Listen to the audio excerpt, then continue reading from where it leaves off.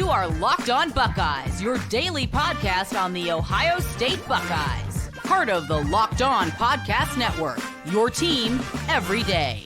Welcome in, Buckeye fans. Right after a massive Ohio State Rose Bowl win over Oregon, Ohio State 41, Oregon 21. The Buckeyes advance to stay alive in the college football playoff. They'll play Texas in the Cotton Bowl in about a week and a half from now. But joining us for this Locked On Buckeyes squad show, I am your host, Jay Stevens. We have Barrett Sallee from College Football Smothered and Covered, and also Ohio State analyst Jeff Hunt. Not Jeff Smith. I don't know what Jeremiah Smith is in our head. We talked about him before the show started. And justifiably Jeff, so. Yeah, he's just unreal. Before we get to Jeremiah Smith in general, Jeff, I want to open up with you because when I think about this game, watching this game, I was a person that picked Ohio State to lose. I'll go right out and say it. I was wrong. People are going to rip me for it. I don't care. I got a job to call the game like I see it. I thought Ohio State was going to go into the game and walk away with an L. They walked away with a W. And they showed up today in a way that I was not expecting. Ryan Day's ever going to be explosive. We're going to go to our go-to guys early and often. And Oregon didn't have an answer. All year long, Oregon had answers for every team. Today, Ohio State had answers for everything Oregon threw at them. And that's kind of my biggest thing right now is Ohio State's finding ways to have answers when they're facing really big teams in the playoff. Yeah, and what are we talking about here? What you're really talking about, and this is the biggest criticism of Ohio State across the board, across the country, coaching. Here's what they did. They obviously watched film. They obviously found what they felt.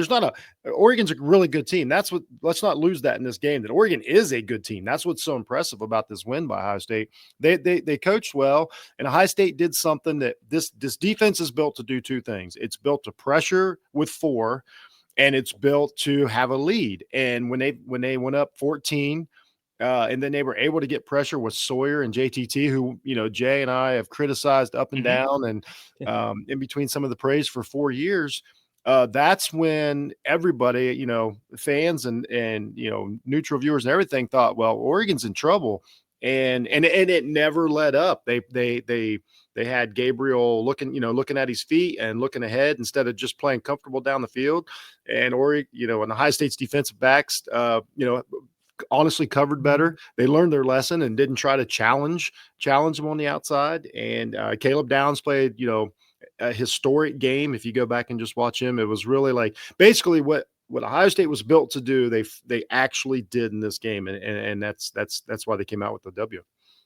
Barrett, same thing going to you. I've been thinking about Ohio State, and I've been really questioning Ryan Day's coaching at sometimes this year, Chip Kelly's coaching. Really, first part of the year, the defense, Jeff and I did shows discussing how the defense at times are just not doing the things that they're doing later in the year. Biggest takeaway for you from this game, mine was just Ohio State had answers, but what's your biggest takeaway right now after the game is over? Well, to me, it's that Ohio State's ceiling is higher than anybody in the country by far. But I think the more important thing is that the floor is way higher now than it was, a month ago. I think, it's one thing to do what they did to Tennessee because that matchup was sort of known. It wasn't, everyone sort of had tape on Tennessee. And even though Ohio State had played Oregon before, they're different teams. That's half a season ago. And so being able to play at that level against an opponent that has had plenty of time to study you, to get ready for to get healthy, I should say. It's massive. I mean, it's massive for Ohio State to go out there and say, hey, look, what we showed is not who we are. Ryan Day to basically, put the pieces back together and say, hey, look, we're going to go be that dynamic offense. We're going to remember that Jeremiah Smith and Emeka Egbuka are real people on a roster that you can actually use. And, get back to the rushing attack. Because that rushing, you guys know this better than I do, but that rushing attack has it's been really good at times. And then it's like, well, what the hell? Where are you? It seems like that changed. They stayed true to their identity. And, Jeff, you mentioned when that defense, when they get a lead, that defense is built for situations like that. And to get off to hot starts in the two biggest games of the season is a big step moving forward, especially considering I think they're going to have the easier path of to the national championship game of the other two participants. Yeah, they're almost going backwards in this path. Again,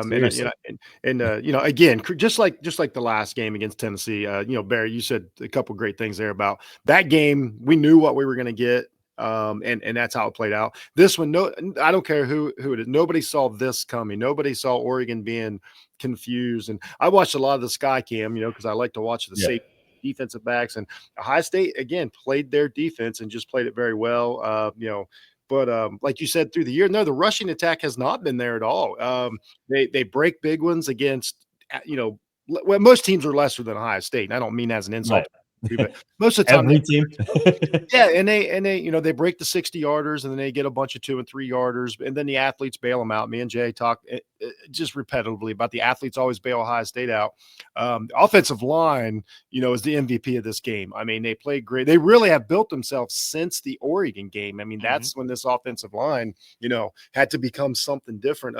As much criticism as they've received, man, they played great. It looked good on film. And then when that works, everything works. There was actually I thought there were some running lanes out there that because of Oregon's defensive line made some really good, last second plays. There was some gaping holes out there that I thought any minute it's going to break, and a couple of them did. But especially when Judkins was in, I don't know if there's I wouldn't be smart enough to know if there's a different blocking type for Judkins, but I don't know how many times I said like, this is the one, and they kept a shoestring here or there, and it really kept it from breaking open.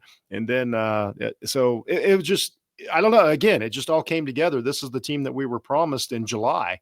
And it came together for this game. We thought it was for the Tennessee game, but now I realize, no, this is the game this team was built for. And, it was really something to see as a fan. From the fan side of it, this was awesome.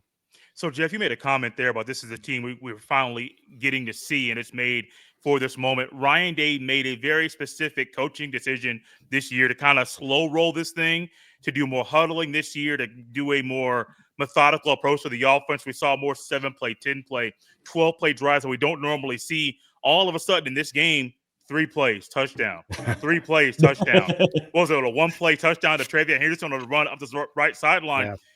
And I think there's a benefit to both. I see the benefit to Ryan Day saying 7, 10, 12-play scoring drives. You're going to need these down the road.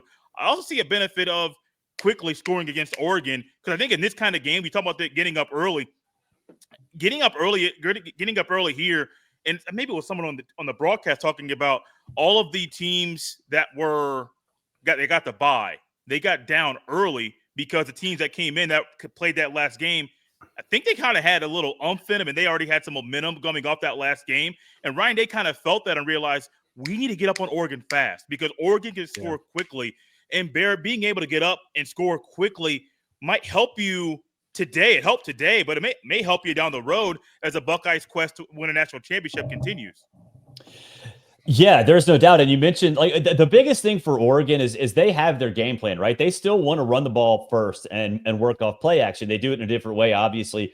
But you look at, in a situation like that, when you as an offense try to score quickly and sort of, be the snake, be the aggressor, you can get your opponent out of their game plan quickly. And that's exactly what happened.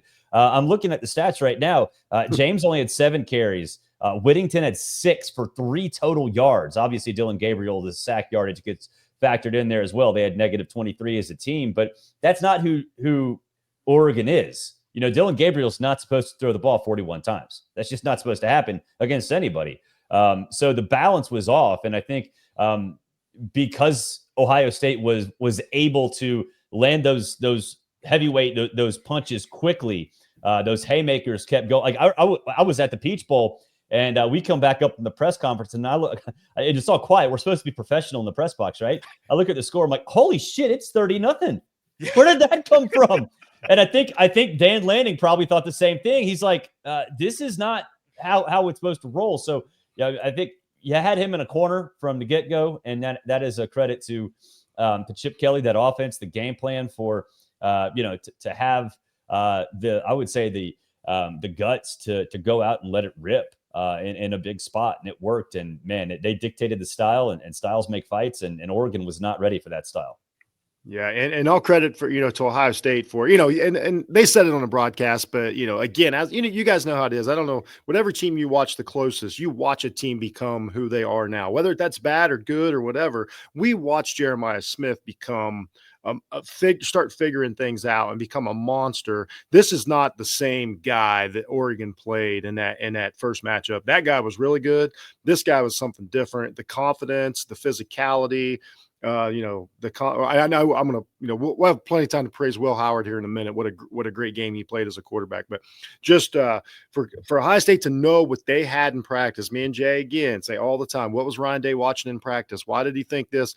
They knew what they had in practice, and they knew the advantages they had in some of the the physicality and the man-on-man matchups, and they used them. Again, defensive line did a great job of making Gabriel play from the pocket and making him worry. And another thing they did, and I think this gets lost in another, it did get brought up one time on a podcast, but is that when Ohio State was tackling people, it just seemed a little meaner. And there was always one, it was all clean, but it was always one or two guys landing on Gabriel when they got tackled. They weren't pushing out of bounds. They were tackling him and landing on him. And that wears on a team. And I really thought they did a good job being physical. I thought they did a great job with the defensive line rotations. I mean, this is the best coaching job that we have saw the Ryan Day coaching staff do since he's been here. I promise everybody that first half. The second half was about hanging on and not losing. And they made some mistakes. And I think Lanning actually, I joked about it in our little chat. I thought he coached a great game. He stayed calm, and he punted in the second half there. And I'm like, wow, what is he doing? And I said, wait a minute. Waving the white flag. That's not like him either. Yeah, no. I said, and then, but the one time I said, you know what, Jeff? I said, he's way smarter than you. Let's see what happens. Sure enough, we get the one holding call of the game. I won't even go into that because it's just not worth it. It was a weird called game anyway. And so they get the ball back, and next thing you know, a quick touchdown. And I'm like, he stayed calm. And I mean, then it kind of got away from him. But I was like, he actually kind of kept his team thinking about a possible comeback. I mean, I know I was. So credit to that Oregon coaching staff. They're awesome. That team was really good. They didn't give up. And, I was driving back and I was listening to the national broadcast, when they went for it on 4th and 5, whatever it was at the end of the first half and scored. And the radio guy, the play-by-play Kesher was saying Lanning's definitely going to kick a field goal. They just need punts. And I'm like, no, he's going to go for it. That's how Dan operates. And, going into halftime, you could sense, at least I could sense through the radio driving home that that there was some momentum. Yeah. And then for them to come out and score right out of the gate in the first drive, it's not – when it's 34-0, you don't expect there to be a comeback, but it's like watching Dumb and Dumber, right? When Mary Swanson says 1 in a million and Lloyd Christmas says, so you're telling me there's a chance? Yeah. And you're correct. It was legit. And to fill you in, I know because you were busy today, you might not have got to see it. So the last Buckeye drive of the first half, there was about 4 minutes left on the clock, if I remember correct. And they were running effectively. They were moving. We were all like, run some time off, kick a field goal. So they wound up getting a field goal. But what was lost, there was two plays in a row. They took shots into the end zone that were incompletions and basically handed Oregon. Well, you know how it is. They handed them 80 seconds on the clock. Yeah. And Oregon scores at the end of the first half with no time on the clock. And when they took those shots to the end zone, I look over at my wife and she gets tired of hearing it. And I'm like, that was a coaching mistake. That was the one thing you couldn't give them was time. And it wasn't a realistic shot. It was atypical of what Howard and the guys do. And it was weird. It just looked like it was like the two most abnormal plays of the game. But again, and then Lanning does his thing, goes down there. And here's what I tell everybody: you guys watch enough football. I'm like, people actually text me at halftime. I had the nerve to start talking about the Texas game. I'm like, what are you people thinking? Because I always say this: if Ohio State could do that in the first half, there's no reason Oregon couldn't do it in the second half. So, as long as there's the equal time left, anything can happen. So, that's like I say, credit to Oregon for fighting a good fight and a great season. Oh yeah, I want to say that it was a fantastic season. I know it's got a stink for them right now, and it stings and all that, but it was great. We have made it about 15 minutes into the show. I've only had a few mentions of Jeremiah Smith. We'll dive into his monster game in the Rose Bowl next. This episode is brought to you by our friends at Game Time. I love going to live events, whether it's sports, music, theater, or comedy. One of my favorite memories was attending a concert last year. The energy and excitement were unforgettable. Now Game Time has made it even easier to get tickets for your favorite events with their new feature, Game Time Picks. This feature filters out the fluff to show you only incredible deals on great seats, so you don't have to waste time searching through thousands of tickets. Recently, I was looking for tickets to an upcoming Ohio State game using the Game Time app. With Game Time Picks, I found amazing deals and could even see the view from my seat before buying. The super deal was particularly impressive, offering great seats at unbeatable prices. Plus, the app's all-in pricing shows the total cost up front with no surprise fees at checkouts. The best part? When I won, I got paid instantly. Take the guesswork out of buying tickets with Game Time. Download the Game Time app, create an account, and use code LOCKEDONCollege for $20 off your first purchase. Terms apply again. Create an account and redeem code LOCKEDONCOLLEGE for $20 off. Download Game Time today. What time is it? Game time.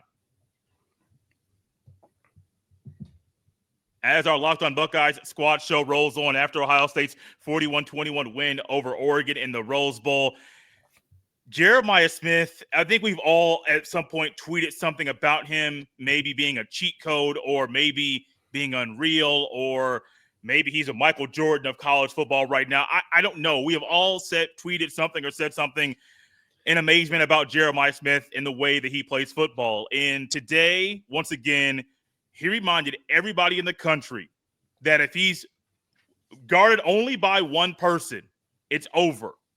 Will Howard's arm is not the best arm in the world, but Will Howard realizes I just got to put the ball in the area. Put it in his own zip code. He'll figure out a way to get that thing. And Barrett, you've seen a lot of football. We've all seen a lot of football. But some of the things we saw from Jeremiah Smith today are things we'll be talking about for a very long time.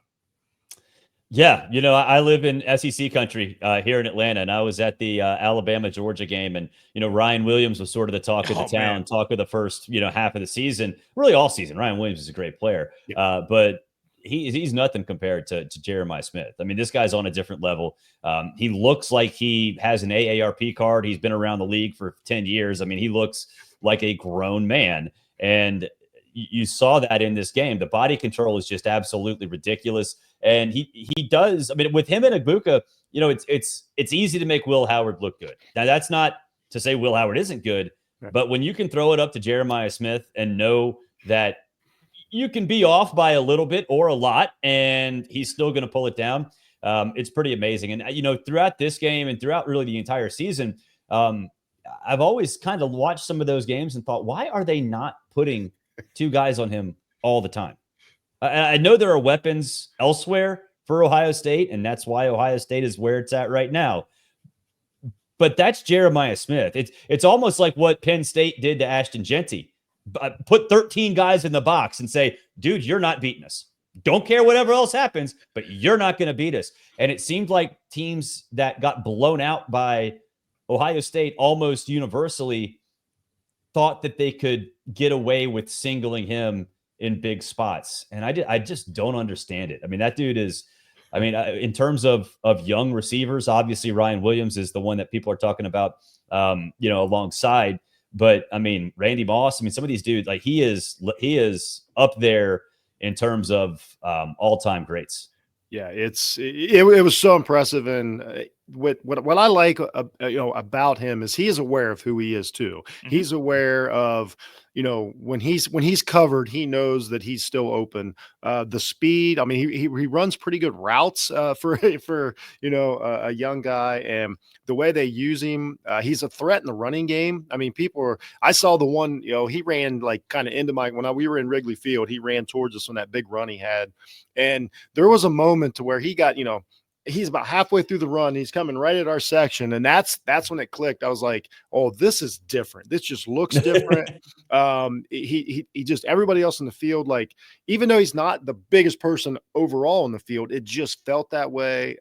But for him to be able to use those skills, we see so many of these guys that we call freaks and stuff, and it never really happens. This guy's put it both together. And that's when you wind up with like the guy I have in mind as far as this guy's, in mind as far as what I see is just like Charles Johnson. You know what I mean? Or they said Julio Jones. Great comparison as far as the combination of skill set and size. And Julio, when he was a freshman, was also like thick and cut and looked like an adult. You know, I'll be honest, Brian Williams looks like a kid. Like he does. He does. You know, he is a kid. I mean, that's not a knock against him. Is he 18 yet? Is Williams 18 I think yet? he is 18 now. Real close. But I mean, you look at Jeremiah Smith and you're like, that guy looks like he's 30. He's 26 and has been in an NFL weight room for 4 years. Yeah. Go ahead, Jeff. I'm sorry. I was just going to say for Ohio State to have the confidence to just be like, we're going to go ahead and tell you he's our best player and use him like our best player. And meanwhile, Egbuka has another great game. That guy is going to make an NFL team so happy that he's their, we'll say, third receiver or whatever. He just another catch in traffic. It bounces off the defensive back's hand, and he still concentrates and catches the ball. It just his blocking, his just everything that those two guys do in the field was really impressive to see today. And for Chip Kelly to use them as Ohio State fans, we beat our head against the wall saying, like, you've got these guys out there. Why is the ball not in the air? Not today. Great job. Since we're talking about multiple guys that kind of stood out to us today, I think another guy that's popped into my head, he's one that was actually down in SEC last year. It's Caleb Downs. It seems like every time we watch him play, he just makes these plays that look very simple to him. But for us, it's like, how does he do that over and over and over? And credit to Jim Knowles. Jim Knowles has done a phenomenal job of re-engineering the Buckeyes defense, and we have seen Caleb Downs be all over the field. There's so many times, even during the regular broadcast, you can tell that he sees stuff before the snap of the ball. Once the guy goes in motion, he knows exactly what's going to happen. And there was one play, I think it was a sweep right, a toss right, or maybe it was a screen. Something was a quick pass, quick motion to the right. He's right there in the backfield right when the ball carrier gets to the line of scrimmage. And I'm thinking, how in the world does he do this over and over and over? And I mentioned his past stop along the way because I know, Barry, you're down there in the South, and you got the privilege of seeing him and covering his games last year. And now us at Ohio State, we're seeing him week after week after week. And I'm thinking, this guy, it doesn't matter if it's Oregon, doesn't matter if it's Tennessee, doesn't matter if it's Michigan. He is always in the right spot at the right time, play after play after play. And it's anticipation. You mentioned anticipation before the snap. I think there was a play in the second half of tonight's game where Oregon tried to swing it out on a little wide receiver bubble, and he could tell immediately not only that he was going to be uncovered, that he was going to be the one that made the play, but exactly how the blocks were going to be positioned. I mean, and going right off the hip of his own player to make a stop. And that's not stuff that you teach, because you have to anticipate stuff like that, but you also have to know how to execute it. And he does at such a high level. And yeah, I mean, seeing him last year, there's no doubt he was the best defensive player on Alabama's team last year.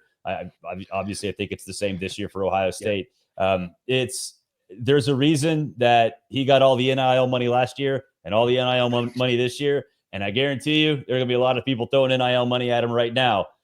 So Ohio State better break out that check. But honestly, in terms of best players on the field, it's him and Jeremiah Smith. And to have a guy like that, especially in Caleb Downs, he's not the biggest guy, right? There are safeties who are bigger than him. And honestly, I think there are safeties who are faster than him. But for him to know when to explode towards the hole, to stick his nose in run support, and have absolutely no qualms about it, despite being, not as big as other safeties. It really just, he's a perfect safety for that team. Perfect player for Ohio State. He kind of encompasses the entire roster. You just nailed it. He's absolutely the perfect safety for a Jim Knowles defense. Yes. I recommend to anybody that can watch the All-22 and just watch Downs. Just watch him. Like Barrett said, the anticipation is what stands out. I don't know how much film this guy watches in a week. I don't know. He must not sleep. For him to scout the plays, he had, I think, four 4 different times in the first half, the ball hit him in the hands or the pads. Like, he was a part of the game as much as the offense was. He was frustrating. He's sideline to sideline, literally. He tackles up the middle, just unreal. And he lets another guy named Lathan Ransom play his game.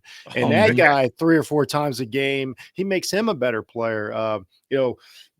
Downs in the second half didn't get to do as much because, of course, they're going to go into, an umbrella defense and try to keep things in front of them. And he's going to do. But that first half, the first quarter especially, Caleb Downs was absolutely – I think he was more important than Jeremiah Smith on the field. I really do, because it's every play that he made a difference. Incredible find. And Barrett even bringing up the thought of losing Caleb Downs is actually got me upset already. Everybody's a free agent now. They sure are. Think about the calls that Jeremiah Smith's going to get after the season. I know. Yeah, they bet whoever Jeremiah Smith wants as a quarterback. I don't care. I don't care if it's Patrick Mahomes. See what you can do, Ohio State, to keep these guys around. It's a new world in college football. It's a scary world. But yeah, as of right now, I'm riding the high. And shout out to actually. Jay knows this, but a guy that my son grew up with and played football with is actually the director of NIL at Ohio State. So I'm so proud of what Matt's done, up there since this all started and what they've put together. And I'm completely thankful for everything they did in the offseason because it's something to see. But yeah, another guy, Jay, that you'll want to talk about, Cody Simon, another back-to-back. We didn't think he had these games in us. No. And it's finally hit at the end of his career. Played another great game, another downhill game, another great tackling game that we weren't sure. I don't think 6 months ago that we thought was in him. So shout out to Cody Simon, and I apologize. Everything I've said, man, you've got it done in 2 playoff games. So all credit to you. And I always say this. If you make yourself better, I give you full credit for studying, for practicing, for working out. All the things that you put in behind the scenes shows up on the field. It's not just talent, rolled out there and see what happens. So shout out to the linebackers, that have been maligned and for showing up again this week. You mentioned Cody Simon, and I was thinking about Lathan Ransom, which one of you two brought up earlier, because there was a play, Lathan Ransom, he would have been basically lined up with the right tackle, but in his safety spot. And at the snap of the ball, he comes downhill like he's a linebacker and pops the ball carrier at the line of scrimmage. It was a run play, handoff, simple handoff. And I'm thinking, the film you guys have to watch to know that stuff, but also to have the instincts to immediately realize that's me. You're going to have the free path. There's no blocker going to come for you, and you're just coming in downhill and just laying the wood. The safeties at Ohio State hit like linebackers. And I think it's one of the things that really was evident today during tonight's game. Even in the first half, Jordan James went out in the first half, and then there was another receiver. I don't know if he even played in the game. They didn't play at all. There are other Oregon Ducks players where you're realizing how they're not used to being hit that hard. And that's one thing about when you get this deep into a playoff. Now, Oregon had about a month off, so they had that amount of rest, and it could have been rusty for them as well. But when Ohio State played Tennessee, very physical game. It was also cold outside. Now you're in Pasadena, but you're already ready to play more physical football. Yeah. And these Buckeyes are hitting people so hard over and over and over again. And Jeff, I want to turn it to you very, very quickly. Got a break here coming up after this. But the way that they're playing and the physicality they're bringing every single week, that's one thing that's a benefit for them in the future. But I think it's one thing that really helped them slow down Oregon's attack, because if your receiver getting hit over the middle over and over and over, or a ball carrier getting hit at the line of scrimmage over and over and over, at some point you're not going to want the ball, because if you get that ball, you're going to get hit hard. You're going to be limping to the sidelines. And these Buckeyes safeties, linebackers, D linemen, everybody, they're out there, they're head hunting, not literally, but they're head hunting and trying to just take you down as hard as they can. Yeah, I know there's another show that's going to discuss the Oregon side of this. And again, shout out to them. This is not one of these disrespect shows to where I'm going to slander Oregon. But I will say, if I was an Oregon fan, that was the first thing I'd bring up, was the opposite of that, Jay, is why were you not ready for it? When they hit you in the mouth, why were you not ready for it? And why did you let it keep happening? And why did your players show some frustration early, like what you say, with some hits? And again, all clean and, across the board. And a credit to where this might be where Ryan Day's NFL experience kicked in, is to where he apparently ramped his team up for the end of the season. He might have sacrificed a couple big wins along the way, but at this point they look as healthy and as physical and as lean and mean, as we've seen this team. This is like, now here's the difference. If they don't make the playoffs or if they lose the first playoff games, we waste all that and we're having a different conversation about the most wasted season in Ohio State history, but we're not. It's worked out. And Ryan Day's, I just got to credit where credit's due is the bottom line with the physicality. Credit where credit's due. They showed up and kicked Oregon in the teeth and held on. It was impressive. Again, it was impressive. And this isn't bragging on Ohio State. It was an impressive victory. Impressive is a word that I think about when I think about what Will Howard did tonight in the Rose Bowl. We'll dive into number 18's performance against Oregon next.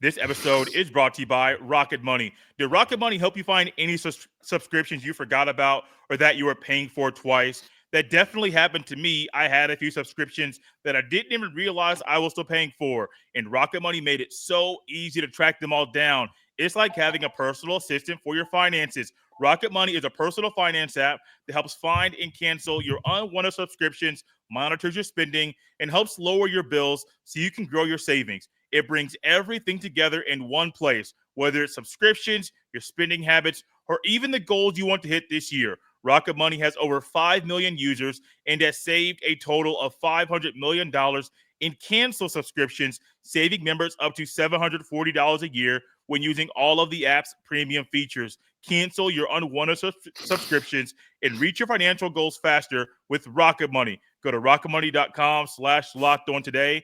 That's rocketmoney.com/lockedon. rocketmoney.com/lockedon.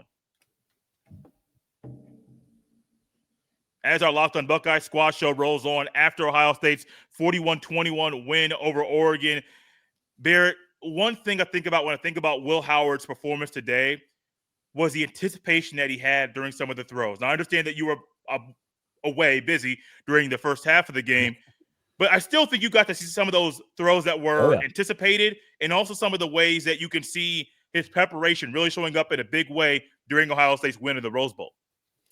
Yeah, I was never really the big Will Howard guy. I didn't think he was ready.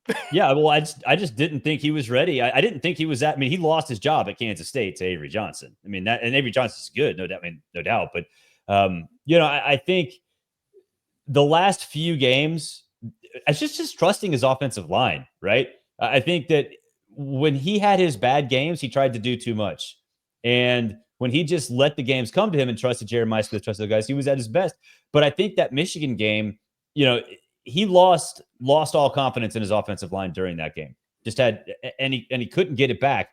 So going into the Tennessee game, to go through that game and have it suddenly click that it's working and that you can trust those guys, that momentum carried over to this game. And I think that's really all that there is to it. I mean, look, Will Howard still physically is not the best quarterback in the world, but he's effective and he's efficient when he's comfortable. And they've done a great job making him comfortable, not just, in the pocket, but also giving him easy throws to Jeremiah Smith early, giving him easy throws to Emeka Egbuka early. When they do that, when Chip Kelly does that, it's just like the spark goes off and he becomes this superstar. And so that's a credit to Chip Kelly, a credit to the offensive line in general, because that was a disaster late in the season. Yeah. So all of those things coming together at the right time. You mentioned last segment that that Ryan Day's NFL experience might have helped them sort of get ready for this run. The offensive line success and their ability to get Will Howard comfy quickly is what makes this team its best, what puts them at their ceiling. And certainly that's what we've seen the last 2 weeks. Yeah, and you touched on something there, Barrett, and you're right about everything you saw about Will Howard. I mean, I liked Will Howard a lot, and I knew that all he had to do was not screw this up, and we're going to have a good season. But then now is when we would figure out what you're made of. So, how many times we talk about quarterbacks? It's like, we know what you can do most of the game. You're going to have to make 4 or 5 throws a game to win a game. And he did it again. The one day Egbuka was amazing. He threw a first down. It was a first down to Jeremiah Smith, but it was one of the best throws of the day. And then he hit all the open throws, but he made 3 or 4 throws that were like, okay, that was the difference in the game right there, and he did it with confidence. And what I would say is that I don't know if people want to hear this on either side of the fight, but that Michigan game was the best thing to happen to Will Howard for this playoff run, because he got live bullets thrown at him. He got baptized by a real NFL level defense with quality players, and he played with his head down, and he played looking, at their feet, and he played worried, and he had the worst game as a Buckeye. There's no doubt about that. And but he told us he was going to take that and learn from it, and he obviously did. He is 100%. The confidence he's played, and if you just look at his head and his body language, he played with his eyes up and his head up the whole game, and it's really impressive what he's done. Again, another one to where I give credit where credit's due. You made yourself better in a matter of a month. I mean, this is a different team than played Michigan a month ago. And my wife was the first one to say it tonight. She goes, they wouldn't have done this without that Michigan loss. I'm telling you right now, because it would have worked out different. They'd have had to go play Oregon again too early. After just a week after Michigan, they wouldn't be here right now without it. So I believe that in my heart. It stinks, but I am happy to have 2 playoff wins under our belt and going into Texas with a chance to win the national title. And it's because of Will Howard. I mean, the quarterback of your team is the most important part of the team. Doesn't have to be the best player, but it's the most important position on the field. And Ohio State had to get it right. They brought Howard in, and so far so good. Now it's kind of a house money situation now.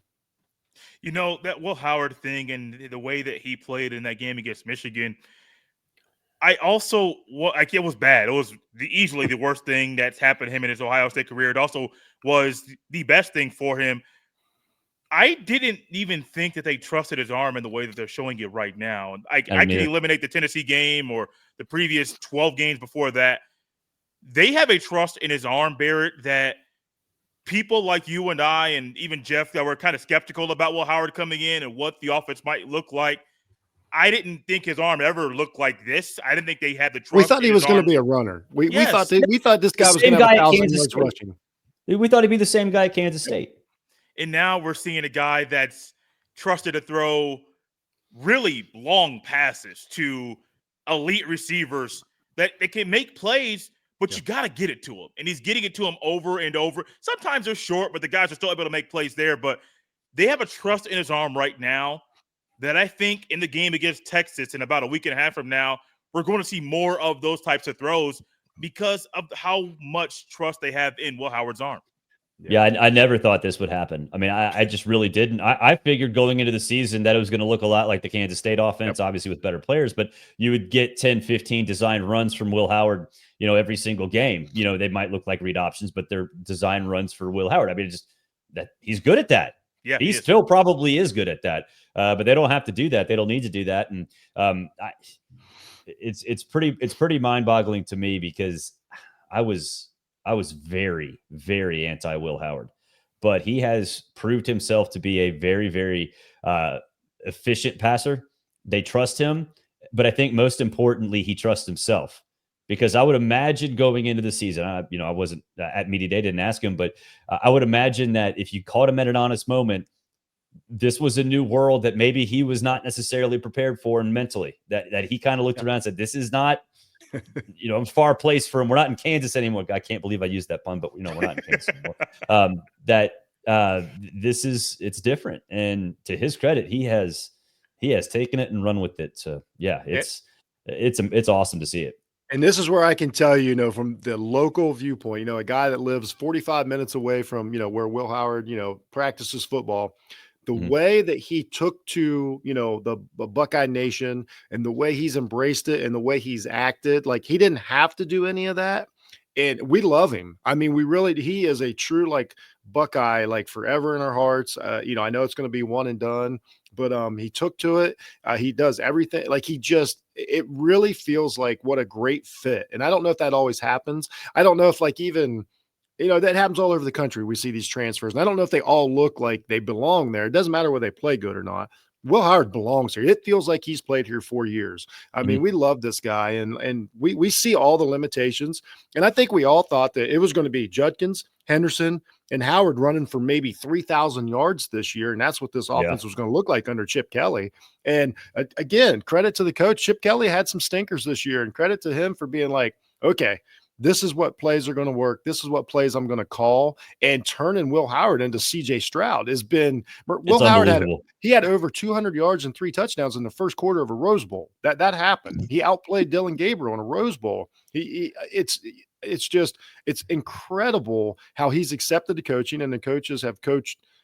I don't know if we've ever seen a quarterback this late in his career turn into a different type of quarterback that he has here, because we're all like you go back and watch the Kansas State tape and watch him running, you're like, where's that guy? Not that it's been bad, but we're all like, where's that guy? And it's been really weird. And what faith they had to have, the coaching staff had to have. And the truth is, Ohio State's got the talent to let Will Howard learn that this season. They had a lot of games to where they weren't pressed to win, they weren't down, and they were able to turn him into this quarterback. And it's truly remarkable what they've done with him. And again, credit to coach staff, and mostly credit to Will Howard for apparently doing your homework, man. Like, good job. Jeff, I want to stick with you here quickly, because we haven't done any real true conversations about the Buckeyes D-line today, pass rush. Let's just go pass rush in general, not just defensive linemen. The first time these two teams played, Ohio State had 0 sacks, 1 tackle for loss. In the game today, as I pull this up here quickly, the numbers are going to blow you out of the water. They had 8 sacks, 13 TFLs, and it just seemed like they were just in the backfield consistently. Now, there were times that Oregon was able to stonewall the rush and were able to get the pass off, but more often than not, the Buckeyes pass rush was in the backfield in the face of Dylan Gabriel. Jeff, why do you think they were so successful getting pressure on Gabriel tonight? In all seriousness, they looked like they were just in really good shape. They weren't getting tired. The rotation looked really good. They had fresh legs out there. I mean, Williams is for a big man, he looked fresh, all the way through the first half. So I think they just had high energy. I think a lot. It was one of these weird games to where it almost looked like the turf was different for Ohio State. We all saw the Alabama game. When that game started, because of the rain and everything, Alabama looked like they were playing on literally a different field than Michigan was. And that's what this looked at the beginning of the game. Like, Sawyer's get off was awesome. JTT was pushing, the tackles back like we've been asking for 4 years. It just looked like they were rested and they were prepared, and they had a game plan, because it was all it wasn't a lot of stunts and schemes like you would think. It was a lot of bull rushing and collapsing the pocket and chasing. And I don't know how many times Gabriel was chased down and either got rid of the ball or maybe completed one or whatever, that those guys were on his heels. I know it's hard to say. It was even worse than it sounds with the stats, but I just give credit for those guys just getting them physically ready for the game. I just can't get past how much different they've looked in the last 2 weeks. I know I keep saying it, but you guys know when you watch a team this close, I'm like, who is this team? And where have you been my whole life? Well, it's fascinating too. And I hate that college football does this, but sack yards are counted in rushing yards. So you look at their negative 23 rushing yards, that number pops out. It's like, wow, that is crazy. But this is still a pound the rock team with Gabriel and with Jordan James and Noah Whittington. You take sack yardage out of it. Just take the sack yardage out of it. They averaged 1.7 yards per carry. Man. That seems impossible for that team. I mean, I know they had to kind of give up on it, but that is not that's stuff of legend.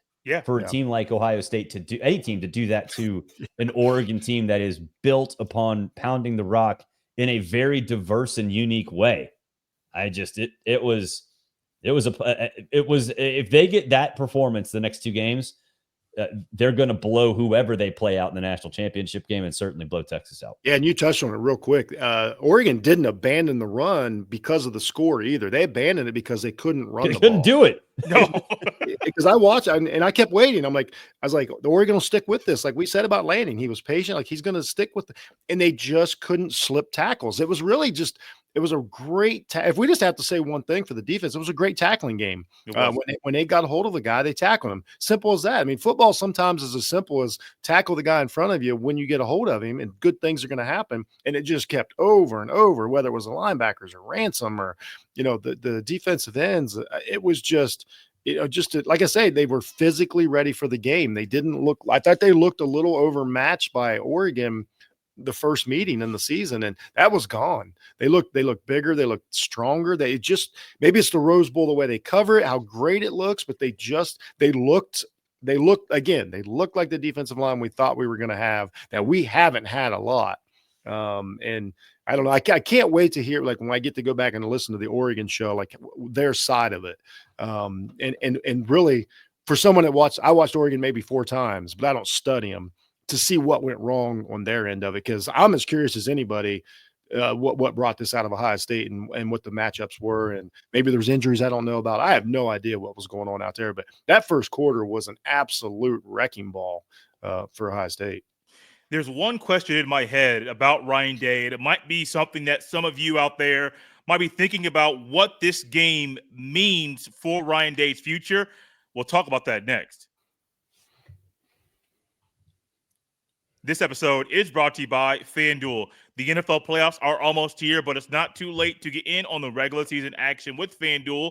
It's America's #1 sportsbook, because right now new customers can finish the season strong with $250 in bonus bets if your first $5 bet wins. FanDuel has so many ways for you to pick up a W. I love betting on which players will score a touchdown and how many points each team will score. Simply visit FanDuel.com to join today. That's FanDuel.com for your chance at $250 in bonus bets. Make every moment more with FanDuel, an official sportsbook partner of the NFL. Thank y'all for tapping in and joining us for our live Locked on Buckeyes squad show after Ohio State's 41-21 win over Oregon in the Rose Bowl. The Buckeyes will play the Texas Longhorns on January 10th, I believe, in the Cotton Bowl. It's also maybe a preview, not really a preview, it's different quarterback next year, of what Texas and Ohio State will be in the season opener in 2025. One thing I think about when it comes to Ryan Day is his future. I've been critical.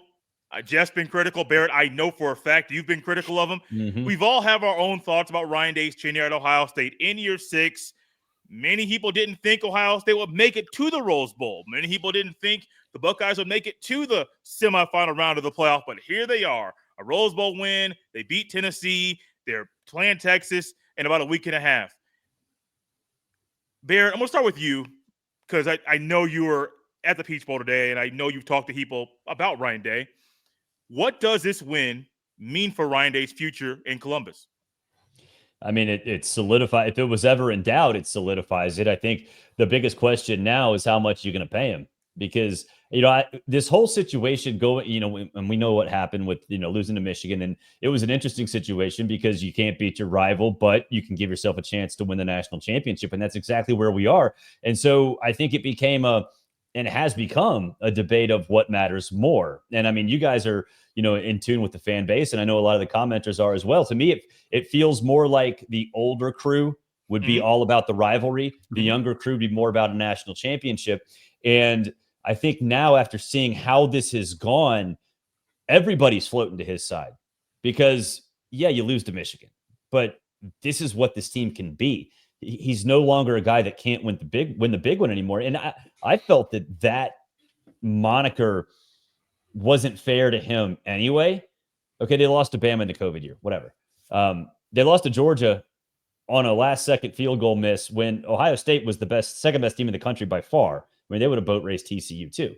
So, if you have a guy who consistently gets you in position to win a national championship, that's all you should want. You're not going to be a dynasty. You're not going to be Alabama from, the Nick Saban era. You're going to be in the mix for a championship every single year. That's all that needs to happen. That's all that anybody can ask for. And I think Ryan Day has proven now that he can win big games, plural, in a big, big way with pressure on him, and can recruit at the level you need to have to win a national championship on a consistent basis. So he's built the perfect program. He has built Bama. He has built Georgia. It's the same thing as those guys, just without a national championship, which is okay because it's hard to do that. Yeah, I think you're exactly right about that. Yeah, I'm still critical, and a lot of it's some of his coaching style. But the argument's always been for us on our side of it is that he doesn't beat teams that are as good as his team. Well, now 2 weeks, 2 playoff games in a row. He's walked through a couple really talented football teams, and by talent, I mean literally the talent level. And then you see. Now you're seeing, like we've talked about all night, about the Buckeye talent. So you're like, oh, he did build us a championship team. He just wasn't using it correctly. It is a tough one. I'm going to just ride this high and say, hey, I'm good with Ryan Day as of right now. It's probably going to end first week of next year, maybe the first quarter of next week. I don't know. That's why we're Ohio State fans. I am the Ohio State. Everybody keeps telling me, like, you're the Ohio State fan Saban's talking about. I'm like, I sure am. I sure am. But this is why, because games like this, I get to enjoy to an immense proportion. So I'm going to get almost 3 weeks of enjoying games before the Texas game. And then I'll be the same way. I'll be screaming and yelling and, second guessing. Fire everybody. Fire everybody. Yep. So that's just how we are. It's college football. That's why we love it. Exactly. When I think about this for Ryan Day, I think there's still going to be people out there that are going to say he has to beat Michigan no matter what. Even if the Buckeyes happen to win the Natty this year, you lost to Michigan, that's going to be a negative mark on the season. And they're going to say, well, yeah, we got the national championship. I bought a shirt. I bought a hat. I bought some things for my kids. But we lost to Michigan, so the season is still kind of negative. And it's going to be – I think it's for a lot of people out there, it's going to take some time for them to realize this is more of an NFL model. And with me growing up being a Colts fan, there were years that I was really upset the Colts couldn't beat the Patriots. But also I remember, well, Peyton Manning didn't do well when he had to bye in the NFL playoffs, or he got to the playoffs and he lost. Sometimes those playoff losses stung more than the Patriots losses did. And I think there are going to be fans eventually that'll say, yeah, the Michigan loss was bad. It sucks. But why can't we get past the first round of the playoffs? Or why can't we get to the semifinal round, or whatever the playoff format looks like in the future? And I think eventually wins like this, and then also situations like this year, will help you kind of shape and view seasons differently, because this is a quickly changing landscape of college football. And Barrett, it may take some people a long time to get over that old way of thinking, but eventually I think they will. Yeah, they will. I think it has to be that way. Just because Michigan might have figured things out late in the season. We saw what they did, and Bama's still not very good. But I mean, you're still playing teams that have good athletes, that have good players.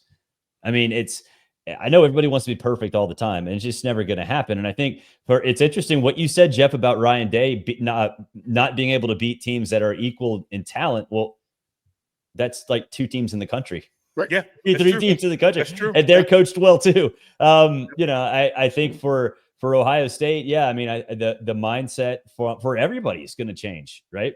That the playoff is the most important thing. Yeah. And for the health of the school, for the roster, for the continued development of the program, and, especially for the bottom line. And if Michigan can say, yeah, you won the national championship, but you didn't beat us. All right. I'm totally fine with it. Yeah. Fine. I'll say something one more real quick. And that, and this is kind of what we're all saying here. Credit to the coaching staff and the players for getting, because trust me, as a Ohio State fan, that every Michigan loss is gut wrenching, but this was another in the line of it for these players to pick themselves up and play like they have the last 2 games after thoroughly, so upset about that Michigan loss. It really, really did bother them. But for them, the main thing was, I kept saying, don't let Michigan beat you twice. And they sure have it. So credit to the staff and the players for being able to get past a loss like that, as much as it meant to them. And then again, just like Barrett said, they've given Buckeye Nation back 2 playoff victories. Like, it's awesome right now. Like, nobody's cares more about the outcome of an Ohio State game than I do. And I can speak for, lunatic Buckeye Nation. It's awesome. This is a lot of fun. We're having it tomorrow at like when we all go to work. That's all we're going to talk about. And it just the sun comes out brighter. It's just a better day that we live in. And now, we've got another week of that. So just thanks to the team and thanks to the coaching staff and everybody for this is great. This is really a lot of fun. And I get to do this show with you guys. So that's fantastic. Anytime me and Jay get to hang out, it's awesome. Man. And Barrett, it's been great to work with you. So this is awesome, man. Jeff's having a good time. Jeff, I'm going to ask you something here, both of you guys. I'm going to start with Jeff first. I just went over to FanDuel Sportsbook, the official sportsbook partner of Locked On, and I wanted to try to get an early look at the Cotton Bowl about a week and a half from now. Jeff, what do you think the spread currently is for the Cotton Bowl? It'll basically be like a home field advantage, so we'll say 2.5 Texas. You think Texas is favored by 2.5? Yeah. Barrett? I think you're going to get the home field. I'm going to say Ohio State by 6. Woo! You're the closest. It's 5.5. Ohio State minus 5.5 right now. Let's go. The over/under set at 54.5. Way over. My current lean, and I'm going to go first. Jeff, you second. Barrett third. We're going to close up shop. My current lane is that Ohio State's going to win the game, because they found something that works. They're leaning into their best players, and they have a whatever it takes mindset, and they're going to take that mindset into that game in the Cotton Bowl and win that game. Now, it's not my official pick. That's just my current lean right now. Jeff, what are your thoughts? Yeah, I'm leaning Ohio State right now, basically because I watched the Arizona State-Texas game, which was awesome, and I think Ohio State can do pretty much everything Arizona State did, and maybe a little better in some cases. So if the blueprint's going to be to grind it out and be tough and take your shot when it's there. I mean, Ohio State can do that as well as anybody. And Texas has shown some flaws in the past month. I like them. So I'll lean Ohio State, but I definitely am not overconfident. I just have one real quick question for Barrett. Maybe he can add on because he got to watch Texas play. I wonder how he thinks this version of Ohio State's defense just matches up, yay or nay, against Texas offense. Very well. They match up very well. I would take Ohio State by 10. More than that, maybe. Texas they are so average most of the time. They have spurts where they're really, really good. Like beginning of this game against Arizona State, they got up 14 on a punt return and a quick 2-play drive. And then nothing. And it wasn't because they weren't trying. I mean, Arizona State essentially dominated that game from the get-go. Yeah. Even though they had to score 16 straight in the fourth quarter to win it. I think from a defensive standpoint, when you have Caleb Downs over the top, which is what they're going to do, got nothing to worry about there. And Jaden Blue and Wisner, both of those guys, they're talented, but they're so inconsistent. And now Kelvin Banks got hurt. Sounds like he's going to be okay, but it didn't look like he was 100% when he came back in that game today. I just think Ohio State, even when it's on its B game, is better than Texas. And, I said this about Texas all season long, really. Their floor is pretty high. They're okay, but their ceiling's not. When they're at their best, they're still not that good. And there's something about Quinn Ewers.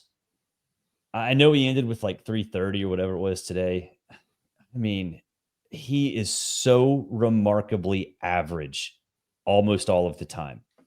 And I think it's because he's in his own head. I think he gets frustrated because the staff won't let him unleash it deep.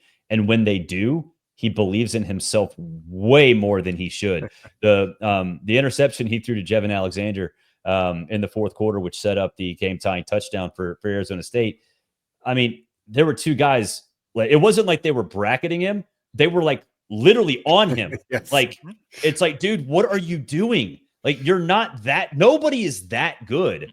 And I think in those moments, because the offense rarely gives him chances to do that, he kind of freaks out a little bit and says, "By damn, I'm going to do this. I don't care if it's the right thing to do or the wrong. I'm going to show you how good I am." He's still a good quarterback, but nobody's that good. I'm just going to throw in real quick, so I want to sound like the smartest guy in the world after the game. Manning gives him a better chance to beat Ohio State than yours because of man. But I'm saying he is the worst mix for Ohio State because that defensive line does not want to chase around a quarterback. Arch can't.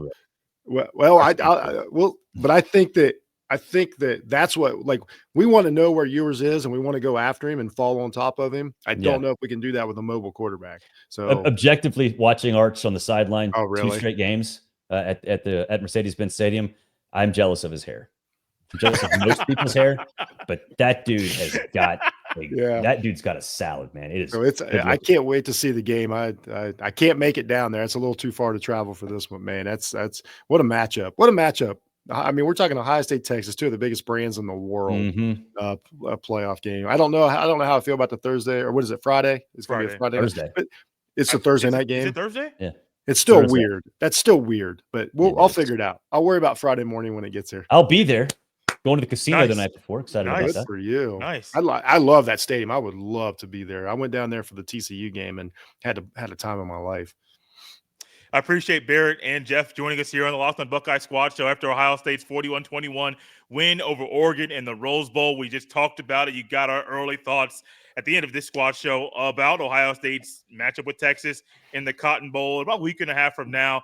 Make sure you follow and check out Barrett on the College Football Smothered and Covered show. It's covering college football, doing a phenomenal job there. We're going to try to get Jeff on the pod at some point, maybe this week, maybe next week, to talk about Ohio State's win over Oregon, and always looking forward to that Texas game.